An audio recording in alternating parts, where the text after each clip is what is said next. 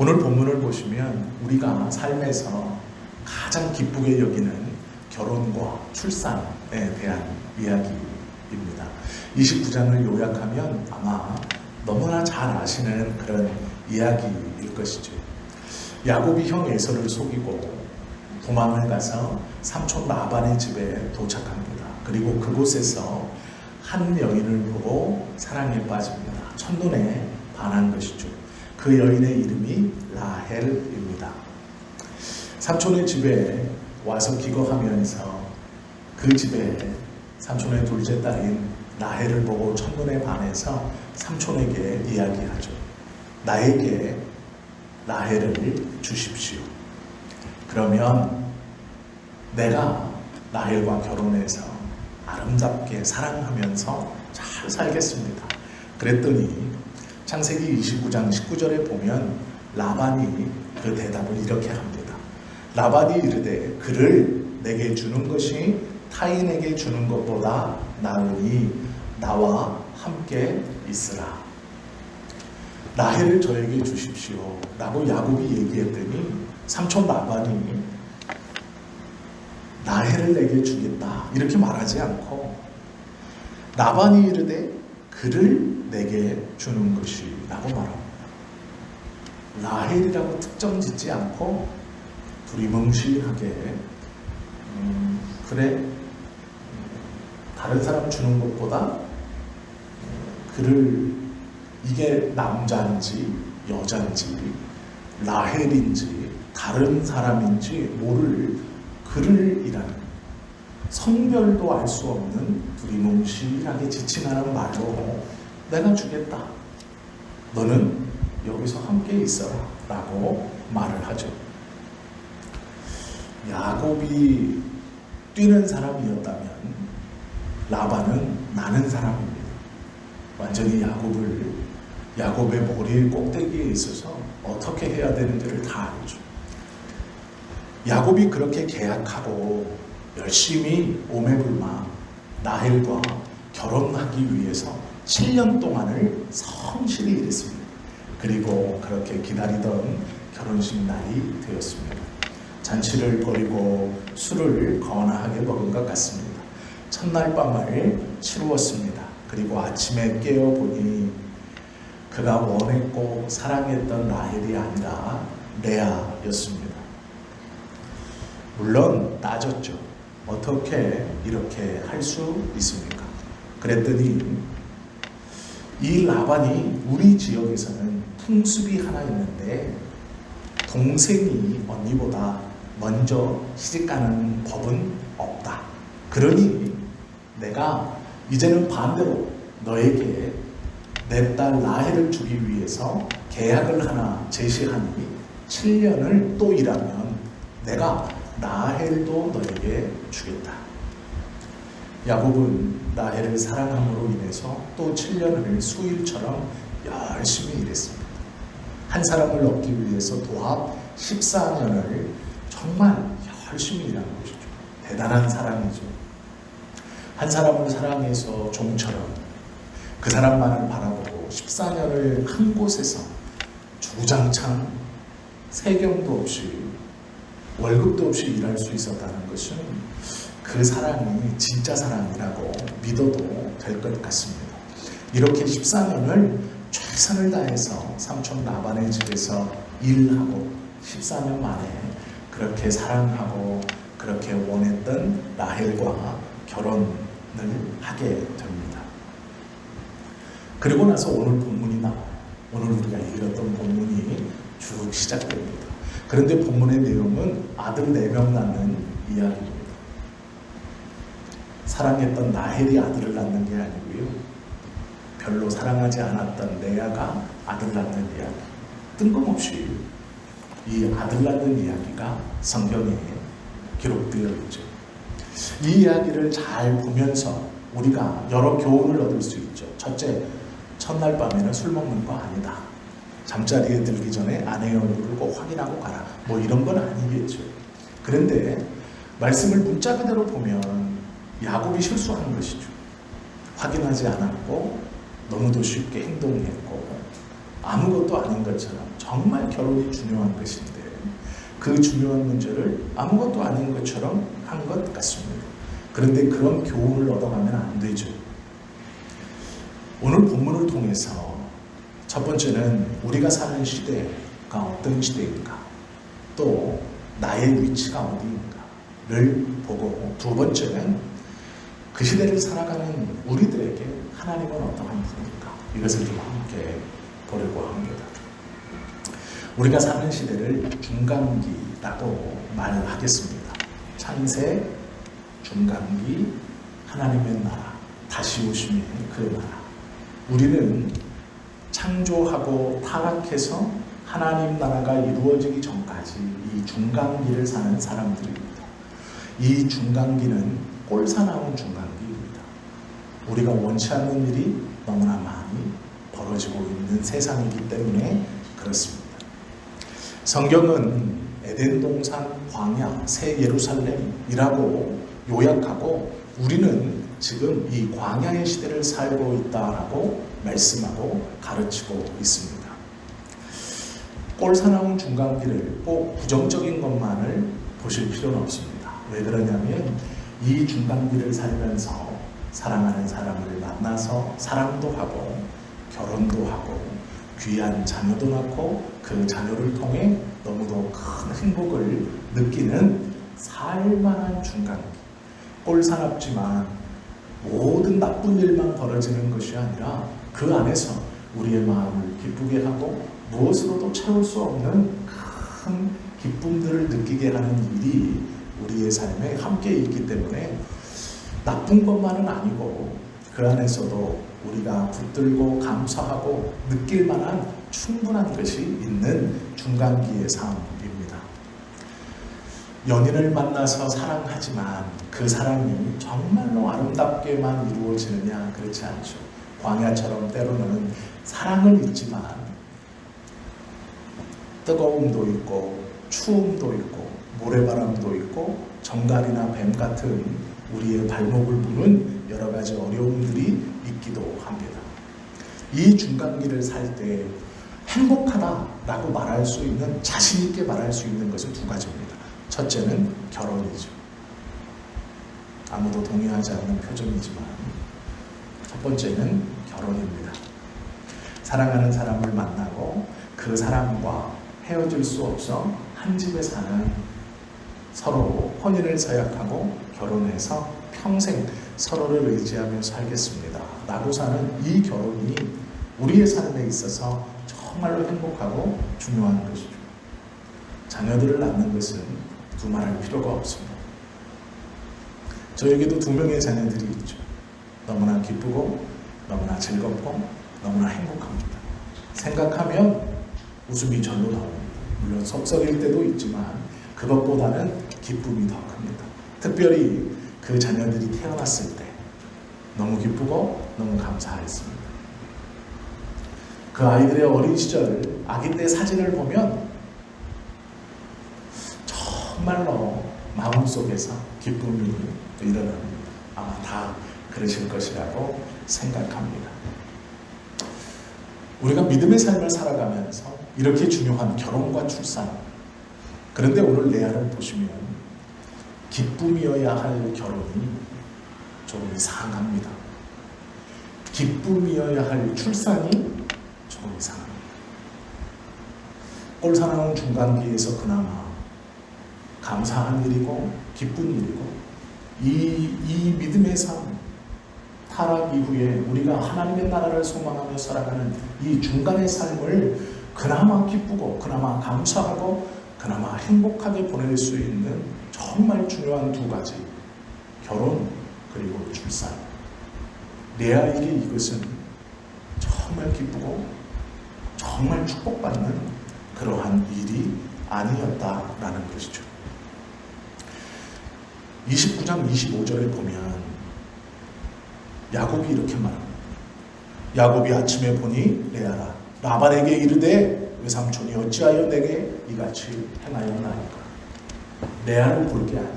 지금은 레아를 보지 않고요. 우리가 야곱이 되보는 겁니다. 라헬을 14년 동안 그렇게 사모하고 사모할 만큼 사랑했던 7년을 내가 수일처럼 그렇게 열심히 일해서 라헬이다 라고 붙들었는데 레아 원치 않았던 최선의 노력을 다해서 열매를 거두었는데 내 기대는 라헬이어야 해. 나는 라헬을 얻기 위해 최선을 다했어. 그런데 레아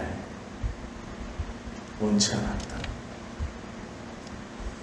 세상은 그렇습니다.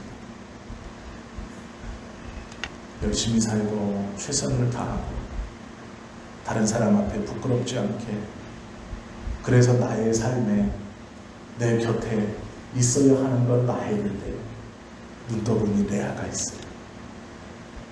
원치 않았던 레아가 내 삶의 결과로 붙어있다라는 것이죠. 원치 않은 레아가 내 삶에 온전히 함께하고 있다는 것. 라헬을 위해서 열심히 일합니다. 팀 켈러라는 목회자가 이런 글을 쓴 적이 있습니다. 우리 삶에는 언제나 아침에 눈을 떠보면 라헬이 아니라 레아가 있다는 것을 알아야 한다 라고 말합니다. 다시 태어나도 오빠랑 결혼할 거야 그래놓고 군대 갔다 오면 공신 거꾸로 신는 여자들이 참 많죠. 여자만 그런 것도 아니고 남자들도 마찬가지죠. 결혼하면 아침마다 장동건 같은 남자들이 사랑합니다 이럴 것 같지만 실상은 지금 옆에 있는 그 사람이 사랑합니다도 아니고 퉁퉁 부은 얼굴로 매일 쳐다보고 있는 것이 현실이죠. 남성들도 마찬가지입니다. 정말로 20대 때 이쁘고 아름다웠던 그 여인은 없어지고 원치 않았던 이상한 여성이 옆에서 밥 먹어 이렇게 존댓말도 아니고 반말도 아니고 이상한 말로 아침을 시작하는 것이 우리의 삶입니다. 제가 우스갯소리로 농담처럼 이야기하지만 그것이 세상입니다. 죽으라고 공부해서 명문대에 들어가면 세상을 다 가져가고 좋을 것 같고 대기업에 들어가면 모든 것을 다 얻을 것 같지만 축하는 잠시이고 그 다음 날부터 저녁 11시에 출근해야 하고 주말도 반납해야 합니다. 무슨 기계나 노예처럼 일해야 하고 손에 쥐는 숫자로 표기된 그 돈에 의해서 자신의 젊은 날을 다 허비하는 것이 우리가 생각하는 대기업 사람들의 삶입니다. 공부를 열심히 해서 명문대에 가고 좋은 회사에 취업하고 그래서 열심히 일했습니다. 나의 삶에 라헬이 있겠지. 그러나 레아가 기다리고 있습니다. 성경은 이런 중간지대를 사는 우리에게 우리의 삶은 라헬을 기대하지만 레아가 항상 가까이 있다라고 말합니다. 이 세상은 유토피아가 되어야 하지만 그렇지 못하다는 것을 성경은 가르치고 있습니다. 라헬이 좋은 것이나 우리의 삶에는 레아가 언제나 함께 있다라는 것이죠. 그래서 포기할 것은 포기해야 합니다. 세상에 대한 기대는 우리에게 더 이상 라헬이라는 것, 그렇게 원하고 바라는 것을 주지 않는다라는 것을 인정해야 합니다. 야곱은 라헬을 엄청나게 사랑했습니다. 정말 진심이었습니다. 14년 동안 한 여인과 함께하기 위해서 14년간을 정말 최선을 다해서 일했습니다. 그런데 이렇게 사랑하는 둘 사이에 다툼이 일어납니다. 30절, 1절, 2절을 보면 야곱과 그렇게 사랑하는 여인 라헬 사이에 싸움이 벌어집니다. 라헬이 자기가 야곱에게서 아들을 낳지 못함을 보고 그의 언니를 시기하여 야곱에게 이르되 내게 자식을 낳게 하라. 그렇지 아니하면 내가 죽겠노라. 이렇게 했더니 14년 동안 열심히 일해서 라헬을 얻은 그 야곱이 뭐라고 말하냐? 야곱이 라헬에게 성을 내요. 이게 화가 났다는 얘기입니다. 분노했다. 큰 소리로, 남자들 화나면 막 소리 지르잖아요. 그런 말입니다. 성을 내어 이르되 그대를 임신하지 못하게 하는 이는 하나님이시니 내가 하나님이냐? 이렇게 말합니다. 이해가 되시죠? 이 상황은? 정말로 사랑했는데, 지금도 사랑하는데 14년간 이 라헬이라는 여성을 위해서 14년이라는 시간을 보냈는데 싸우고 있습니다. 이해하고 품어주고 위로하는 것이 아니라 성을 내고 화를 내고, 이럴 수 있다는 걸 인정하지 못하면 삶이 삐걱대기 시작합니다. 내 남편이 어떻게 나에게 소리를 칠 수 있어? 네가 나에게 어떻게 이럴 수 있어? 세상은 그렇습니다. 완벽하지 않습니다. 온전하지 않다라는 것이죠. 왜 그랬느냐? 이 세상이 온전하고 이 세상이 완벽하고 이 세상이 충만하다면 다른 세상을 기대하지 않기 때문에 그렇습니다. 이 세상이 내 마음에 쏙 들면 다른 세상을 기대하지 않습니다. 신앙적으로 얘기하면 하나님의 나라를 소망하지 않습니다. 이 세상이 살만하고 이 세상이 행복하고 이 세상이 즐겁고 이 세상이 나에게 모두 다 라헬이면 하나님의 나라를 기대하지 않습니다. 아니, 그 라헬조차 다 펴놓은 것이 세상입니다. 그러기에 하나님의 나라를 기대할 수 있는 것이죠. 성경은 그 이야기를 하고 있습니다. C.S. 루이스가 이런 말을 했습니다. 만일 내가 이 세상에서 어떤 경험도 충족시키지 못하는 욕망을 발견한다면이라고 하고 가로를 쳐놨습니다. 좋은 대학으로도 충족이 안 된다. 한 달에 1억을 벌어도 공허가 안 채워진다. 100평대 아파트에 살아도 여전히 허무하다면 가로 닫고, 내가 다른 세계를 위해서 만들어졌다는 것을 인정하는 것이 타당할 것이다. 이 세상에서 아무리 좋은 것, 엄청난 것, 모두가 부러워하는 것을 다 경험하고 갖고 있어도 만족하지 못하는 자신을 발견한다면 이제 그만 인정하라는 것. 너는 이 세상을 위해서 태어난 것이 아니라 다른 세상을 위해서 태어난 사람이다 라고 그의 글에서 설명하고 있다라는 것이죠. 우리는 나해를 원하지만 세상은 우리에게 레아를 줍니다. 이건 야곱의 입장에서 바라본 것이죠. 우리가 야곱이 되어서 오늘 본문을 바라본 겁니다. 그런데 중요한 건 두 번째입니다. 그러면 이 꼴사나운 중간기를 사는 우리들에게 하나님은 어떠한 분입니까? 오늘 말씀의 제목입니다. 레아의 하나님입니다. 중간기를 살아가는 이 땅에서 레아를 귀하게 여기시는 분이 하나님입니다. 이제 우리가 레아가 되볼 겁니다. 야곱의 하나님, 라헬의 하나님이라기는 들어봤지만 레아의 하나님이라는 것은 낯섭니다. 왜요? 레아는 거절입니다. 사랑받지 못하는 것입니다. 꺼려하는 것입니다. 후순위로 밀리는 것입니다. 창세기 29장 17절 말씀을 보면 레아에 대해서 아주 짧게 설명하고 있습니다. 29장 17절에 보시면 레아는 시력이 약하고 라헬은 곱고 아름다우니 라고 기록하고 있습니다. 눈이 나쁘다는 얘기가 아니에요. 얼굴이 못생겼다는 얘기입니다.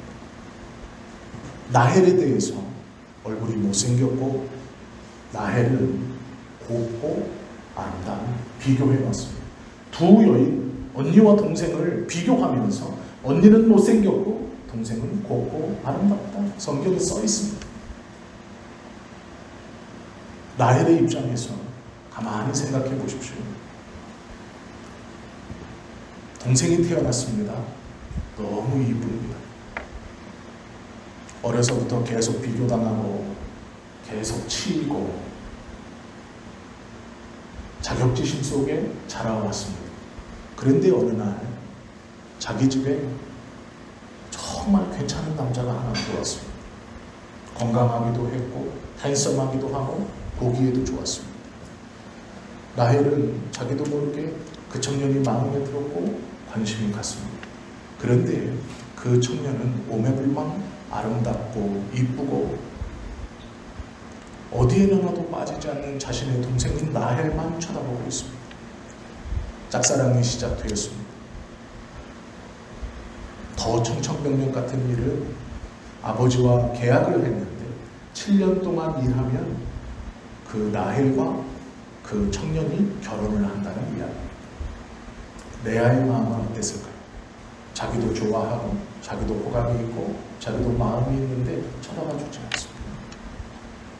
7년이 지난 어느 날 결혼식을 준비하는데 아버지가 자신을 부릅니다. 그리고 이야기하죠. 뭐라고 이야기합니까? 내가 대신 들어가. 받아들일 수 있는 이야기입니까? 정상적인 것이라면 또 받아들이죠. 그러나 받아들입니다. 아주 복잡 미묘한 마음이지만 우리가 마음을 넓게 생각해 보십시오.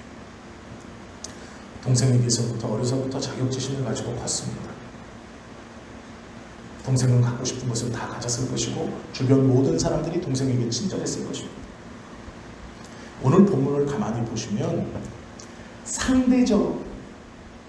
상대적. 라헬은 눈이 어두웠다. 이 17절 말씀을 보면 시력이 약하고 라는 말이 레아가 엄청 못생겼다 이런 뜻이 아니고요. 레아도 이쁜데 라헬이 이게 넘사벽인 거예요. 여기에 전지현이 있어요. 여기는 좀 이쁜 아가씨인데 여기가 전지현이 있어요. 제게 중에서 제일 이뻐서 전지현. 넘사벽입니다. 못생기고 이쁘다 이런 의미가 아니고요. 여기 기준이 너무 높아요. 그러니 여기를 이쁜데 비교가 안 되게 이쁜 친구 이렇게 이해하시면 됩니다. 라헬이 박한 못생긴 여성이 아니에요. 이쁜 여성인데 라헬과 비교하면 비교가 안 돼요. 어려서부터 그렇게 자란 이 자매 사이에서 동생은 모든 사람들이 어려서부터 친절했을 것이고 항상 비교됐을 겁니다. 누가 비교하지 않아도 자기 스스로 비교당했을 겁니다. 남자가 왔고 짝사랑은 커져만 갔습니다. 저 남자가 이제 동생과 결혼한답니다. 그런데 아버지가 와서 뭐라고 그러느냐? 첫날 저녁 내가 대신 들어가. 이해하실지 못할 수도 있지만 자격지심이 있고 콤플렉스가 있는 여성이 특별히 자매 사이에서 정말로 귀하고 정말로 갖고 싶고 내 것으로 만들고 싶고 나도 사랑받고 싶다고 하는 그 시간 속에서 이 라헬은 아버지의 말을 받아들입니다. 이때 심정이 어땠을까를 생각해 보실 수 있어요. 어려서부터 자격지심으로 자라왔고 비교당하고 모든 것을 가졌다고 생각했던 라헬. 그 라헬이 자기도 저 사람에게 사랑받고 싶고 자기도 저 사람 물론 옳다 그러다 그런 얘기하는 건 아닙니다. 라헬의 마음이 어땠을까를 생각해 보십시오. 그리고 그 남자도 모르게 자신의 동생도 모르게 그 남자와 들어가 동침했습니다. 이것이 이 레아의 결혼 생활의 출발입니다. 일주일 동안 벌어졌을 결혼식에서의 주인공은 동생 라헬이었습니다. 멀리서 지켜만 보아야 했던 언니 레아입니다. 그리고 그 결혼식이 끝나는 마지막 날 아버지가 말을 했고 그 말에 순순히 따라 순종합니다. 그 마음이 어땠을까? 기쁘고 행복했을까요? 아, 내가 야곱을 갖는구나. 그래, 이게 정상이지. 아니에요. 그렇지 않았을 겁니다. 레아의 마음이 어땠을까요? 우리가 그것을 좀 생각해 보아야 하죠. 왜 그걸 생각해 볼 수 있어야 하느냐? 우리가 세상에서 라헬이 아니기 때문입니다. 우리는 레아일 경우가 많아요. 때로는 돈이 없어서 레아처럼 뒤로 밀리고, 때로는 건강이 없어서 레아처럼 뒤로 밀리고, 때로는 배운 것이 없어서 레아처럼 뒤로 밀립니다. 때로는 키가 작아서도 밀리고, 성경의 기록처럼 얼굴이 남들과 비교하여서 아름답지 못해서 밀리기도 합니다. 여러 가지로 우리는 세상에서 라헬처럼 주목받고 라헬처럼 아름다웠다라는 말보다 레아처럼 실력이 약했다, 뒤로 물러나라, 너는 다음에 우선은 쟤부터 라고 하는 경험이 우리에겐 더 많죠. 우리는 세상을 라헬로 사는 사람들이 아닙니다. 레아로 사는 사람들. 뒤로 물러서야 하고 바라만 봐야 하고 때로는 마음은 있지만 말 한마디 그 앞에 다가가는 것 어떤 일에 적극적으로 나서는 것을 하지 못하는 레아와 같은 사람들이죠. 우리는 그런 삶을 살아가는 사람들이기에 레아의 마음을 짐작해 보아요. 어떤 마음이었습니까? 야곱과 잠자리에 들면서 레아의 마음이 어땠습니까? 항상 치이고 항상 나중이고 이것이 부족해서 저것이 부족해서 우리도 그렇잖아요. 너는 이것이 부족해서 너는 저것이 부족해서 말 안 해줘도 알죠. 이제 하도 그러니까 레아의 삶이 우리의 삶입니다. 제가 대학 다닐 때는 박찬호 선수가 최고의 투수였습니다. 지금은 누군지도 몰라요. 젊은 아이들. 제가 대학을 졸업할 때쯤은 박지성이 최고의 축구 선수였습니다. 지금은 그냥 아저씨. 한때는 최고였는데 나이가 들고 체력이 깎이자 이제 이성으로 물러나고 사람들에게는 잊혀집니다. 우리가 그래 본 적이나 있는가? 최고였던 적이 있었는가? 대부분은 아마 없을 겁니다. 최고였다 물러나고 왔던 경험도 없는 우리들이 레아처럼 사는 삶입니다. 남들 뒤에 서서 자이든 타이든 바라만 보면서 하는. 그러기에 레아를 한번 생각해 보아야죠. 이렇게만 성경 본문을 보면 슬프죠. 아픔이죠. 절망입니다. 에이 이놈의 세상 빨리 하나님 나라 와서 내가 더 이상 레아처럼 안 살고 나도 하나님 앞에 라헬처럼 환영받고 살아야죠. 그렇게 성경이 끝났다면 성경이 아니죠. 그 뒤에 벌어지는 일이 아들 4명을 낳는 이야기입니다. 31절 말씀을 보십시오. 29장 31절입니다. 여호와께서 레아가 사랑받지 못함을 보시고 야곱은 레아를 사랑하지 않았습니다. 그런데 못함을 보시고 그의 태를 여셨으나 이 그의 태를 여셨다라는 말이 은혜입니다. 이게 놀라운 말입니다. 이것이 소망입니다. 이것이 하나님입니다. 레아처럼 중간길을 살아가는 우리가 원했던 어떠한 것에는 사랑받지 못했을 수 있습니다. 그것이 어떤 사람일 수 있고 어떤 조직일 수 있고 어떤 공동체이거나 어떤 환경이거나 어떤 여건일 수 있습니다. 그러나 사람인 야곱은 레아를 사랑하지 않았지만 하나님이 레아를 기억하시고 그의 태를 여셔서 아들 4명을 줍니다. 이것이 은혜입니다. 하나님이 레아를 기억하신다라는 말씀이죠. 잘 나가는 라헬의 하나님만이 아니라 사랑받지도 못하고 소외된 레아의 하나님, 레아를 기억하셨던 그 하나님이 레아의 태를 활짝 열어 아들 넷을 줍니다. 이 얼마나 놀라운 은혜입니까? 우리가 레아라면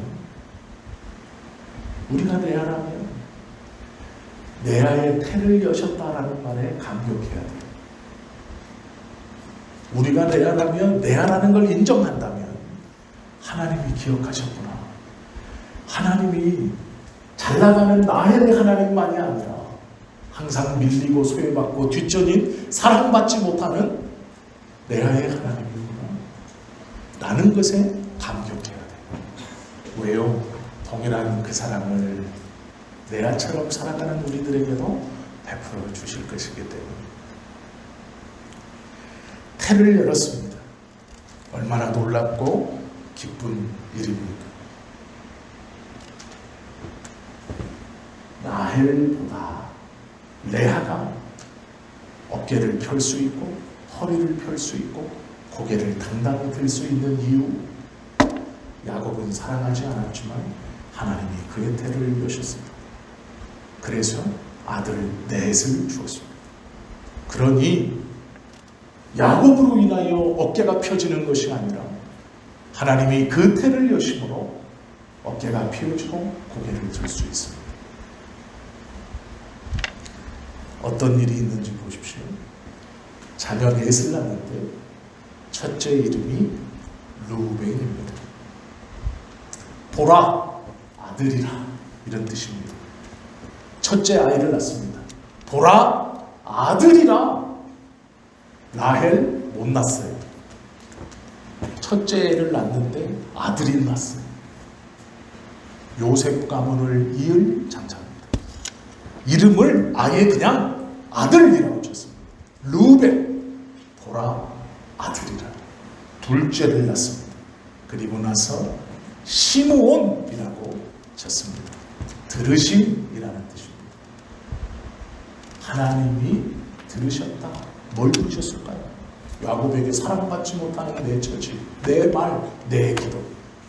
첫째 아이를 낳고 보라, 아들이라. 둘째 아들을 낳고 들으셨다 라고 짓습니다. 셋째 아이를 낳았습니다.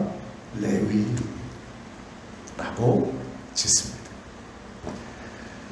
연합이라는 뜻입니다. 연합. 넷째 아이 유다를 낳습니다. 그리고 놀라운 고백을 하죠. 뭐라고 고백합니까? 이제 여호와를 찬송하리라. 첫째 아들 낳았어요. 자, 보십시오. 아들입니다. 둘째 아들을 낳았어요.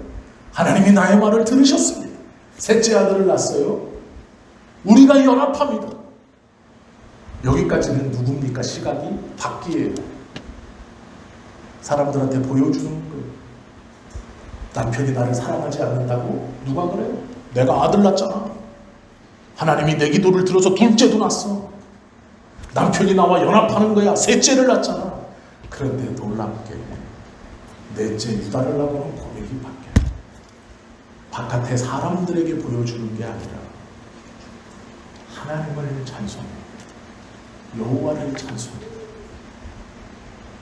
하나님이 그의 태를 열어 복을 부어주는데 레아가 그의 입술로 하나님의 은혜를 고백할 때까지 부어줍니다. 여호와를 찬송하리라. 35절. 그가 또 임신하여 아들을 낳고 이르되, 이 고백이 얼마나 놀라운 고백입니까? 이제는 여호와를 찬송하리로다 하고, 이로 말미암아 그가 그의 이름을 유다라 하였고 그의 출산이 멈추었더라. 레아는 사랑받지 못했어. 그런데 하나님이 그의 태를 여셨어요. 31절. 그리고 그가 35절에서 마지막에 고백하는 것은 이제 여호와를 찬송하죠. 하나님께 받은 은혜가 충만하다는 거예요. 이제 됐다는 거예요. 내가 컴플렉스도 다 잊어버리고 다 이겨내고 남편에게 사랑받지 못하는 그 어떠한 감정, 그것들을 다 떨쳐내고 하나님께서 나에게 주신 은혜를 결국 그의 입술로 찬송하게 되는 거예요. 이게 레아의 하나님입니다. 이게 레아처럼 살아가는 우리들의 하나님이에요. 그러기에 감사합니다. 그러기에 기뻐할 수 있고 그러기에 소망을 가질 수 있는, 세상은 라헬만이 대접받고 라헬만이 주목받고 라헬만이 사랑받을 수 있다고 얘기하는 것이 세상입니다. 그러나 하나님은 그렇지 않아요. 소외되고 뒤처지는 레아의 하나님, 아니 어쩌면 평범한 우리들의 하나님, 내와 같은 삶을 살아가는 우리들의 하나님이 그 하나님. 더 놀라운 게 무엇인지 아십니까? 남편 야곱이 죽었어요. 무덤에 들어갔습니다. 그런데 그 무덤에 라헬이 아니라 레아가 같이 묻죠. 족장의 묘실에 야곱과 라헬이 묻힌 게 아니고 야곱과 레아가 묻혀요. 그리고 나서 그 레아의 넷째 아들 유다의 자손으로 다윗이 오고 그 후손으로 예수 그리스도가 이 땅에 옵니다. 남편한테 사랑받지 못했고 결혼식도 눈치 보면서 첫날 밤도 그러면서 아이 낳는 것도 세상 사람들에게 억울함을 풀었던 이 레아라는 여인이 남편의 묘실에 같이 묻히고 그 소외됐고 그 두 번째 계속 밀리는 삶을 살던 레아의 후손에서 예수 그리스도가 태어나죠. 이것이 하나님의 은혜, 이것이 라헬의 하나님이에요. 그러기에 우리가 감사할 수 있고 소망을 품을 수 있는 거예요. 그것으로 끝이냐? 그렇지 않죠. 레아를 위하셨던 하나님, 우리가 지금까지 보았죠. 은혜죠. 감사한 일이죠. 그런데요, 레아를 위하셨던 하나님이 레아로 이 땅에 오셨다는 것이 더 기가 막힙니다. 예수께서 이 땅에 오셨으나 사람들은 예수를 거역했어요. 돌로 죽이려 하고 그 예수님을 모욕하고 결국은 십자가에 못 박았습니다. 예수님은요, 라헬처럼 살지 않았어요. 세상이 주목하고 고개를 빳빳이 들고 모든 것을 다 하실 수 있었지만 예수님은 레아처럼 오셨어요. 레아를 위하셨던 하나님이 레아의 모습으로 이 땅에 오신 것이 예수님입니다. 그러기에 우리들이 사는 이 삶은 하나님의 은혜 아래 너무도 귀한 삶이고 그리스도가 우리들의 삶처럼 오셨어요. 주목받지 못하는 사람들, 저 가난한 동네에 아무도 주목해 주지 않는 그 가난한 곳에서 자라나셨고 부모 없이 아버지 없이 소년기를 보내고 그렇게 레아처럼 사셨어요.